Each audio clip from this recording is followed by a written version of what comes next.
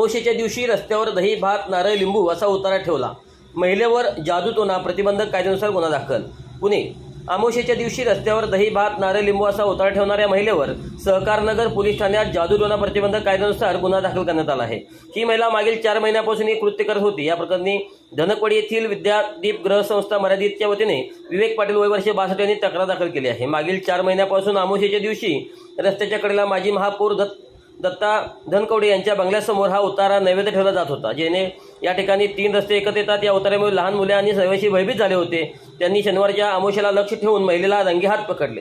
यानंतर पोलिसांना पाचारण करण्यात आले, तक्रार दाखल करण्यात आली. महिलेची चौकशी केली असता ती येथे मुलीकडे राहायला आली आहे.